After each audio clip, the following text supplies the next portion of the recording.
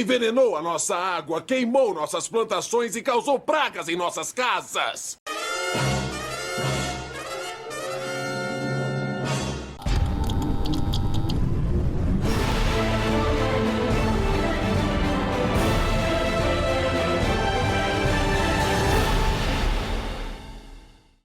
Sejam muito bem-vindos ao Porto Nerd. Eu sou o Porto e...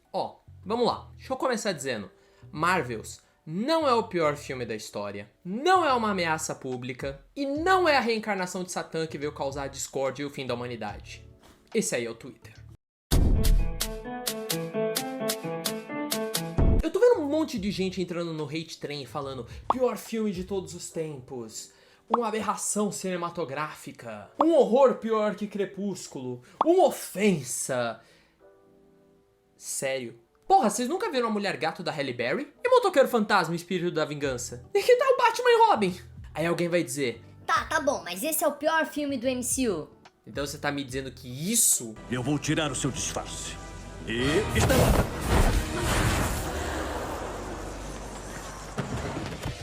Foi melhor? Parece que a galera tá dividida. 33% odeia o filme, 33% tá com raiva da Marvel e tá usando o filme pra poder descontar toda a raiva e frustração, e o resto tá querendo só conseguir uns views fáceis com Hate Train. Afinal, já diria o filósofo Maduro. Eles acharam você divertido por uns tempos, mas tem algo que amam mais do que um herói. É ver um herói falhar, cair, morrer em ação. Mano, desculpa, mas tem muito filme pior do que as Marvels. Agora, isso quer dizer que o filme é bom? Não. O filme tem várias falhas de roteiro, de caracterização e até de lógica que vão se somando pra transformar a experiência em algo muito esquecível. Mas ele também acerta em algumas coisas. A performance da Brie Larson, por exemplo, mudou. Atendendo a várias críticas, ela deixou de ser aquela personagem estoica e é muito mais fácil pra, sei lá, gente como eu se relacionar com ela. Além disso, tem a Kamala Khan, que acabou sendo o alívio cômico e o coração do filme. E quem poderia esquecer dos gatinhos? Mesmo assim, eu quero deixar claro, pra mim, o filme é fraco. Não é horrível, mas é fraco. Então como daria pra melhorá-lo? Vamos tentar descobrir? Vem comigo. E spoilers daqui pra frente, tá?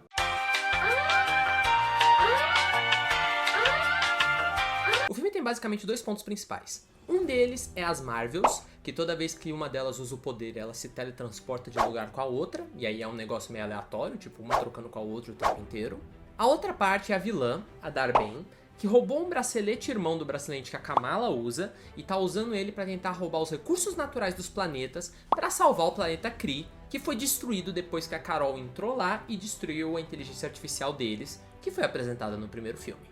A ideia é boa, só que traz alguns furinhos meio estranhos. Tipo, por exemplo, como é que destruir a IA dos Krees fez o sol deles entrar em extinção? Além disso, por que o teletransporte às vezes funciona e às vezes não? Não sabe por quê, né? Pra fazer uma cena de ação boa. Mas mesmo assim, por fim, a motivação da vilã é basicamente roubar recursos naturais pra salvar o planeta dela. É uma motivação boa no papel, mas na prática, pecou em uma coisa assim fundamental. Tipo, ela quer salvar o povo dela e quer se vingar da Carol. Ok, mas a gente, como público, não sente a importância disso. Tipo, por que a gente deveria se importar se ela vai conseguir ou não? Vilões como o Killmonger funcionam porque, além de ter uma motivação forte, os motivos deles se relacionam com algo que o público consegue sentir no seu dia a dia. Mas as Marvels nunca mostram pra gente o que significa salvar os Kree. Tá, é salvar um planeta, mas e daí? Não tem absolutamente ninguém lá com que o público se relaciona ou se importa. Então... caguei? Foda-se! A última treta é que filmes que unem múltiplos heróis geralmente funcionam quando você coloca as personalidades deles em conflitos. As Marvels até tentou fazer isso, só que ficou muito raso, muito simples e resolveu muito fácil. Tipo, lembra de Vingadores? Lembra quando a personalidade do Capitão entrava em choque com o egocentrismo do Stark? Ou quando o desejo do Thor de salvar o Loki fez ele literalmente sair na mão com o restante dos Vingadores? Essas cenas em que eles têm o conflito entre as motivações e as personalidades dos heróis que tornam um filme de equipe tão interessante de assistir. E infelizmente, falta isso aqui. E agora, com isso em mente, vamos reescrever o filme. Beleza, vamos começar com algo impactante. E se o filme começasse com uma invasão Kree na Terra? Os Krees aparecem de repente na órbita da Terra, várias naves chegando, e aí o Nick Fury e a Mônica vão lá e interceptam eles. Tem uma briga, explosões, tananã, até que acontece um cessar-fogo. Aí a nossa não mais esquecível Dar-Benn resolve conversar com o Fury. Eles trocam uma ideia e ele explica por que eles estão ali. Para impedir que a Capitã Marvel termine de extinguir os Kree do universo. Eu sou cruel, eu sou mau, eu sou vagabundo, rapá. Aí a Dar-Benn explicaria pra eles que a Capitã Marvel invadiu o mundo Kree e destruiu tudo. Mostraria os vídeos dela entrando e destruindo a inteligência artificial deles e explicaria como isso afetou a biologia do planeta, os sistemas naturais, a água secou, terremotos aconteceram, surgiram guerras civis e metade da raça Kree foi extinta. E aí ela termina revelando que eles acharam um único objeto que pode ajudá-los a consertar tudo. Só que a Capitã Marvel roubou. Esse objeto seria o bracelete da Kamala Khan, e aí eles foram atrás da única cópia existente, que eles descobriram que tá na Terra. Nisso, o Fury e a Mônica vão atrás da Miss Marvel pra conversar com ela, trazem ela pra nave, explicam a situação, e é claro que ela não acredita. Afinal, a Carol é a heroína dela. Como ela poderia ter feito isso? E aí a Carol ataca. Ela apareceria, estouraria, explodindo as naves Kree.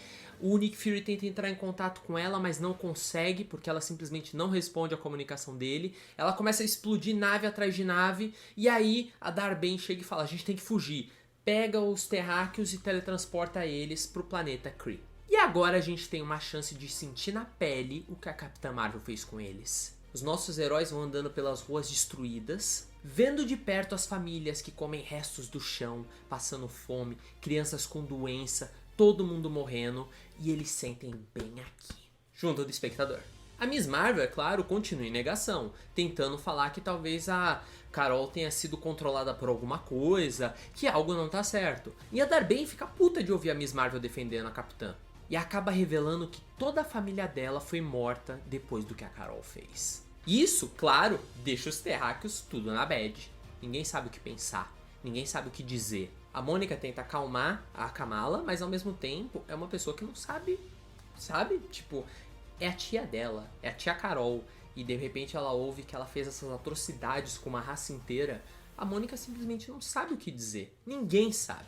E olha que beleza! Só nisso daí a gente fez 3 coisas que o filme não conseguiu fazer. Coloca os personagens em rota de colisão, sente os resultados do que a Capitã Marvel fez no nível pessoal, e humaniza a Dar-Benn e faz com que a gente entenda o sentimento dela. E não só isso, cria uma inimiga pro filme, a própria Capitã Marvel. Como os Kree sabem que ela vai atrás do bracelete, eles acabam convencendo os terráqueos a ajudá-los a preparar uma armadilha. Aí eles pegam os terráqueos e levam para outro planeta, onde, segundo eles, ninguém vai correr risco de se machucar. A Miss Marvel fica junto da Dar-Benn e do Nick Fury, longe da primeira leva que vai tentar parar a Carol, e a Mônica vai lá lutar contra ela junto dos Krees. Aí, no meio da treta, a Mônica revela quem ela é, a Carol para e as duas conversam. E a Carol revela que o plano da Dar-Benn para salvar o mundo Kree vai botar em risco todo o universo. E é exatamente por isso que ela tá tentando pegar os braceletes. Nisso, a Dar-Benn trai a Miss Marvel e o Nick Fury, nocauteia eles e leva eles para uma cela junto de alienígenas. E aí a gente descobre que esse planeta não tá deserto, mas é um planeta prisão do Império Kree. A Carol e a Mônica tentam juntar forças para deter a Dar-Benn, só que ela pega e dá um ultimato para as duas. Ou a Carol entrega o bracelete, ou a Dar-Benn destrói aquele planeta. A Capitã se recusa, e aí que nem no filme, a Dar-Benn pega, destrói o planeta e foge. Aí a ideia aqui é acontecer algo semelhante ao filme, que eu achei que foi uma sacada boa. O planeta começa a destruir, todo mundo tenta fugir, a Miss Marvel se recusa a ir embora até salvar todo mundo, só que a Carol sabe que é impossível salvar todo mundo do planeta. Elas tretam, só que aqui a Carol acaba nocauteando a Miss Marvel e tirando ela do planeta. Quando acorda e descobre que por causa da Carol o mundo inteiro morreu, a Miss Marvel fica desconsolada. A Capitã então explica que o plano da Dar-Benn é usar os 2 braceletes para abrir uma fenda no tempo e espaço e atravessar a barreira que separa os universos para um outro universo onde o Império Kree exista e todas as pessoas que ela perdeu após a destruição da IA, estejam vivas. O que, por consequência, vai destruir a realidade como a gente conhece. E com essa pequena mudança aí das motivações, a gente consegue fazer com que o espectador finalmente entenda a motivação da Dar-Benn. Por quê? Porque é algo que todos nós conseguimos nos relacionar. Quem de nós não faria tudo o que é possível para salvar as pessoas que a gente ama, para rever as pessoas que a gente perdeu? Cara, é um sentimento assim muito fácil de você entender. Não. Ele tem toda a razão. O clima não tá legal, porque todo mundo percebe que a Carol causou esses problemas tudo. E pior ainda, ela tá fechada. Ela não quer revelar por que ela não pediu ajuda. Ela na verdade quer mandar todo mundo embora e resolver tudo sozinha. Por quê? Porque a partir de agora a ideia é tratar a relação da Carol com essas 3 pessoas. O Nick Fury faria o papel do melhor amigo, do apoio emocional da Carol, uma pessoa com a qual ela consegue se abrir. E ela revela pra ele que ela vê na Miss Marvel e na Mônica um reflexo das falhas dela. Olhar nos olhos da Miss Marvel é ver a heroína que ela não está sendo e ver que ela tá falhando nesse papel que ela incumbiu a si mesma. E olhar nos olhos da Mônica é relembrar das falhas do passado dela, em como ela não esteve lá para ajudar a melhor amiga. Ou seja, as duas representam as falhas que ela sente que ela tem e que ela não consegue superar. Com isso, a gente consegue transformar o relacionamento delas em algo extremamente pessoal, porque o crescimento da Carol como pessoa depende da forma como ela consegue lidar com os traumas que ela acumulou ao longo do tempo.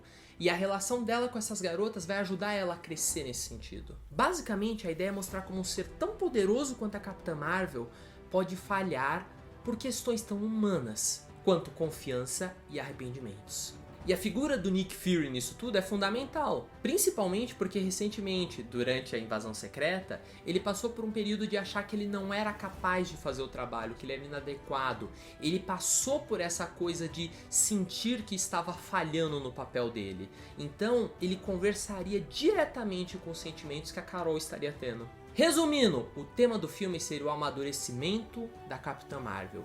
No primeiro filme, a gente viu ela sem memórias, se tornando um ser super poderoso. E a ideia desse filme seria ver como um ser tão poderoso enfrenta a ideia de que não importa quanto poder ela tenha, ela ainda é humana, ela ainda comete falhas. E ela precisa aprender a aceitar isso. Aí o meio do filme seria basicamente a Carol se reconectando com a Mônica, tentando entender que a Mônica não guarda rancor, apesar de tudo, e encontrando nisso uma paz de espírito pelas escolhas que ela já tomou no passado, e tentando alcançar o nível de heroísmo que a Kamala demonstra que espera, o que acaba entrando em conflito direto com as tentativas delas de deterem a Dar-Benn. Aí eu acho que no clímax do filme seria interessante a Dar-Benn explorar esse heroísmo idealizado que a Kamala tem e através disso conseguir pegar os 2 braceletes.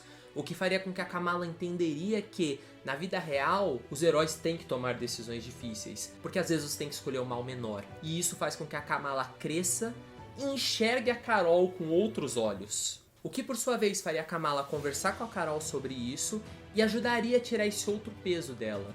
Porque no final, ela já sabe que o heroísmo é complicado, mas ao mesmo tempo é difícil não se cobrar. E às vezes a ajuda de fora faz com que ela entenda isso melhor. Enfim, a Dar-Benn abriria uma fenda pro multiverso e aí a Carol se veria diante de uma opção.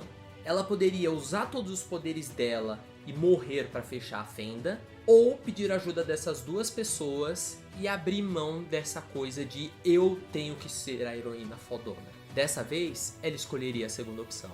As 3 conseguiriam fechar a fenda, a Dar-Benn desapareceria do outro lado para nunca mais ser vista, e a partir daí a Carol usaria do apoio de outros planetas e sistemas e do próprio Nick Fury para tentar ajudar os Kree sobreviventes e tentar consertar essas coisas que ela fez. Só que ela deixaria de ficar tentando lidar com tudo sozinha e começaria a buscar o apoio dos outros. A Kamala cresceria como super-heroína depois disso tudo, e a Mônica conseguiria fechar alguns traumas do passado dela e ficar em paz consigo mesma e começar a sair desse workaholic que ela estava já presa faz algum tempo. Só que aí veria a cena pós-crédito, em que a gente vê uma galera conversando sobre a fenda e tudo o que aconteceu, enquanto vemos a Dar-Benn presa. Só que essa galera não é uma galera aleatória, a gente descobre que são personagens de outro universo, talvez os X-Men ou... eu não tô pensando em nenhum outro personagem além dos X-Men, beleza, é viés. E aí eles descobrem que o portal não foi fechado completamente. Começa a se abrir uma fenda de novo entre os multiversos, o que dá o gancho para as Guerras Secretas. E seria isso. Essas seriam as mudanças que eu faria, basicamente tentando trazer essa conexão entre os personagens e tentando diminuir um pouco o escopo da história e ser uma coisa um pouco mais pessoal, uma jornada de amadurecimento. Porque no filme eu acho que eles focaram muito em coisas pra ser engraçado, tipo a troca dos poderes e tal, mas as personagens em si não tinham tanta profundidade e crescimento. Não tô dizendo que esse é o melhor roteiro de todos, tanto que tipo quando a gente escreve o roteiro é sempre bom escrever com mais pessoas e revisar, mas é uma ideia. Bom, esse foi o vídeo de hoje. Queria saber o que vocês acharam dessa minha versão da história. Vocês acham que ficou melhor, ficou pior? Eu realmente queria saber. Se vocês acharam que ficou uma bosta, comenta aí embaixo, por favor, que é sempre bom saber se, preciso melhorar. Enfim, obrigado por estar comigo até aqui e até a próxima.